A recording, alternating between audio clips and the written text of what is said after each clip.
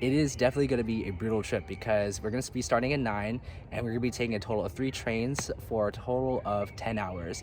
We're going to be arriving in Barcelona at around 7:30, and mentally I'm trying to get myself prepared for it. Even though the sun is out, I'm probably going to, clock it in a little bit early, get some rest, and pack my stuff because, man, tomorrow is going to be a doozy.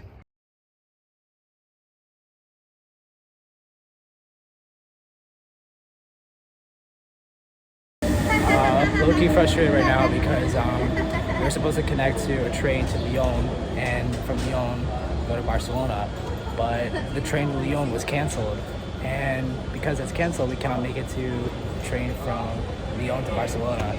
So low-key frustrated, trying to figure some stuff out now, but pray for us, please. All right, so in this episode, I want to recount probably one of the worst travel experiences I've ever had in my entire life.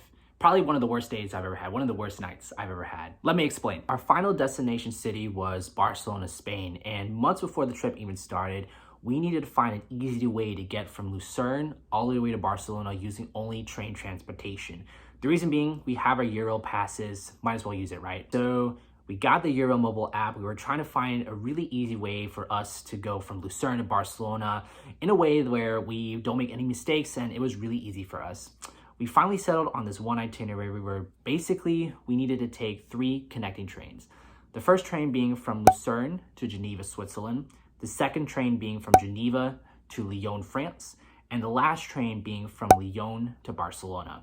Because we had the Euro passes, the first 2 trains were pretty free, and we were basically able to hop on it and be on our merry way. The last train, however, was a high-speed train, so we had to pay a little bit of money for the reservation tickets. And that train was the only train that goes from France into Spain, meaning if something happens with the first 2 trains, if we miss a connection or there's a delay in any of these trains, if we don't make that last train, basically we had no easy train. We had no other train to get into Barcelona. So everything had to be perfect in order for us to make each train and be on our merry way to Barcelona. So that very morning we woke up, we were really excited to get into Spain. We booked it all the way to the Lucerne train station. We hopped on the train and we were on our merry way. It was a really beautiful train ride through the Swiss Alps, through the Swiss countryside. And everything was going perfect so far. We saw a lot of lakes, we saw a lot of houses, we saw a lot of goats as well. But overall, the first leg of the trip was pretty relaxing. We finally made it to the Geneva train station, and we were getting ready to board our second train from Geneva to Lyon, France. However, unbeknownst to us, there was a hazard on the train tracks from Switzerland into France. So when we arrived at the Geneva, train station, there was an announcement on the intercom saying that all the trains from Switzerland, out of Switzerland into France, they were all canceled. At this point, I was freaking out. I was panicking because oh my gosh, we missed our train from Geneva to Lyon, and that means we would miss our train from Lyon to Barcelona. I was pretty much in a state of despair. I couldn't really think that time. I'm getting flashbacks right now because that was definitely a jaw-dropping kind of moment. At this point, I was just sitting down there, in the train station. I was trying to figure out ways to, make it to our final destination. But Jacob, he had the presence of mind to come up with a plan. So basically he said, okay guys, relax. This is what we're gonna do. We are gonna book a 6 p.m. bus from Geneva all the way to Lyon. Once we arrive at Lyon, we're gonna go to the airport and we're gonna take an 11 p.m. flight from Lyon to Barcelona. At that point, I was like, okay, this is probably the best plan that we got so far. Might as well go through with it, right? So Jacob was nice enough to book all of our bus tickets, all of our plane tickets, and basically be on our merry way to Barcelona. When we booked those tickets, it's about 2 p.m. in the afternoon, so we had about 4 hours to kill before we were able to make it to our 6 p.m. bus.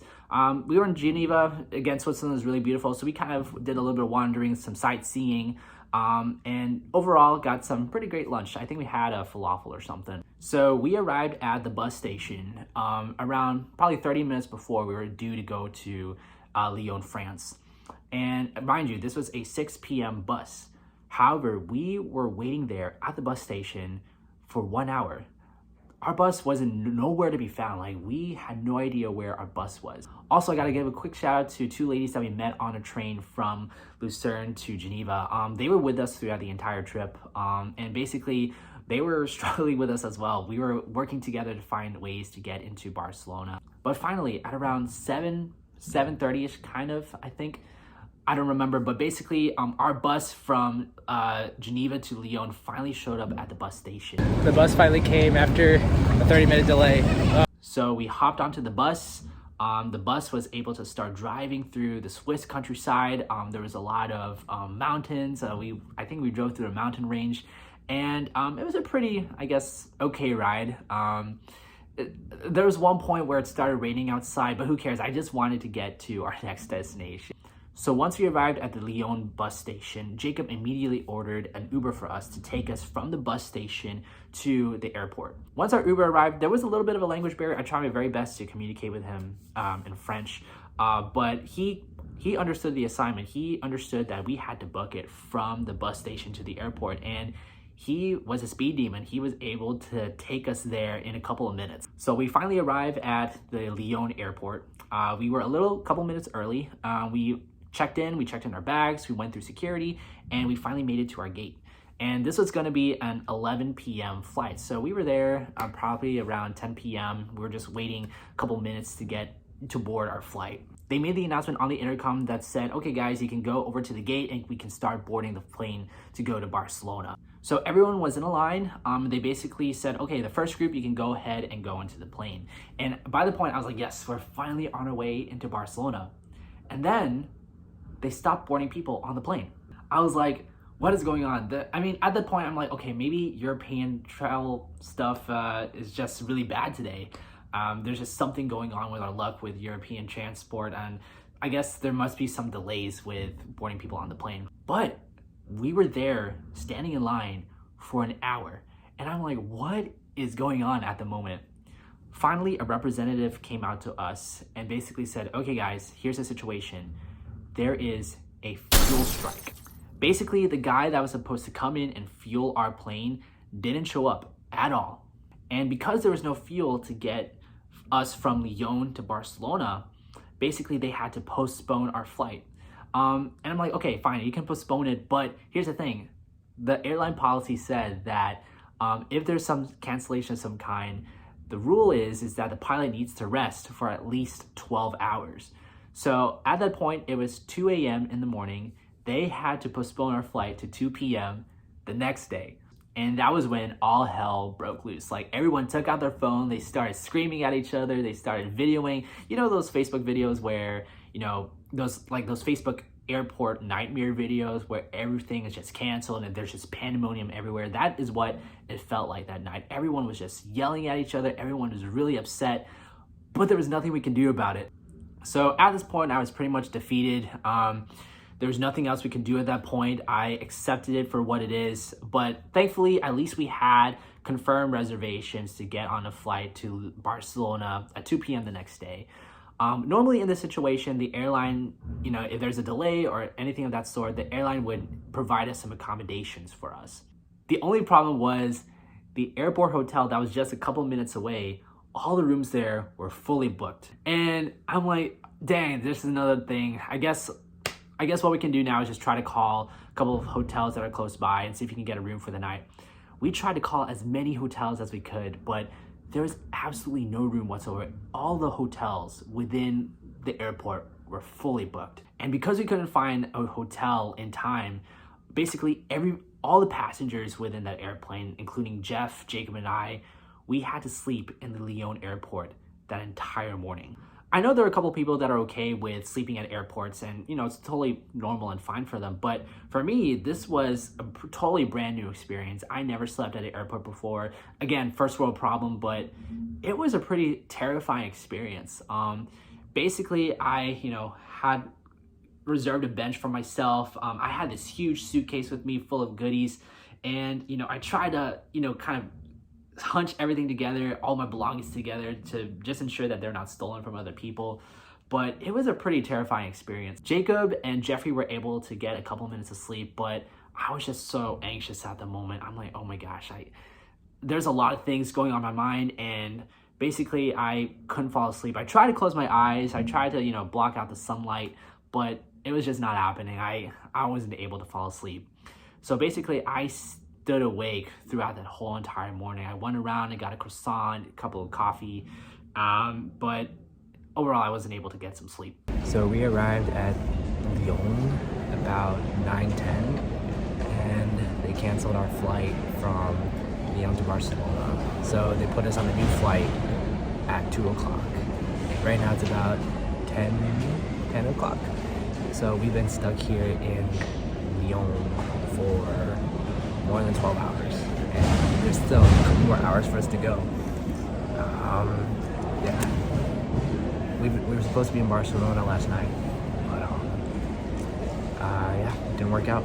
So at around 12 o'clock that same day, we finally, you know, made it to our gate. We checked in, and the airline felt so bad that, you know, we were in the situation. So they gave all the passengers a $10 lunch voucher to use at any of the restaurants they had there at the airport. It was okay if we got a sandwich. It's no big deal. But they finally said on the intercom, okay, the flight from Lyon to Barcelona is now boarding. You can now go to your gate. After 12 hours, we are finally on our way to Barcelona. I'm gonna knock on wood because we still need to board the plane. And basically wait there in order for you to fly to Barcelona. So we arrived at the gate, but it took another probably 1 hour to get ourselves in. The reason is because, this is really fun. The reason is because they still, at that moment, didn't fuel the plane. And at that point, I'm like, oh my gosh, you had 12 hours to fuel the plane. Why isn't this plane fueled? Thankfully though, there was no fuel strike, so somebody came in and fueled the plane. But at that point, when we were just standing in line, I started hallucinating a bit. I was completely out of it. I was so sleepy, I really wanted to just sit down and sleep on the plane. It was just, again, one of the worst travel experiences I've ever had in my entire life. Finally, we got the go-ahead. We were able to scan our boarding pass, and we were able to go through the tunnel to go into the plane, and we were on our merry way. Finally, after about 24 hours plus, we were finally able to make it to Barcelona. It's been almost 24 hours. I don't know anymore. It's been like 2 days traveling, and we're finally on our way to Barcelona. Let's go. And I were flying on an aeroplane tonight. We're going somewhere where the sun is shining bright. Just close your eyes. Let's pretend we're dancing in the street in Barcelona. Barcelona. Barcelona. Barcelona. Get up on the dance floor, move. It's a Saturday night. I fell in love with the sparkle in the moonlight, reflected in your beautiful eyes. I guess that is destiny doing it right, and dance like they do in the Mediterranean, spinning you around me again and again. You're like something that God has sent me. I want you, baby, solamente. You and I were flying on an aeroplane tonight. We go. You can definitely notice there are a lot more younger people here. Everyone looks young, but Jeff says because of everyone's height, everyone says that they look a little bit more shorter. Oh, look it up. Jacob and Jeff walk way too fast for me. Oh, it's hard to catch up.